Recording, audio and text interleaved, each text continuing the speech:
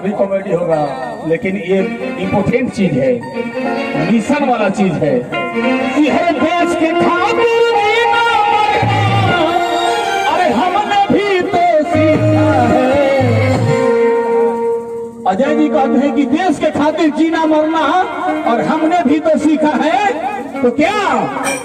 तो खून के हर कतरे पर मेरा, अरे खून के हर कतरे, तो जय हिंद है।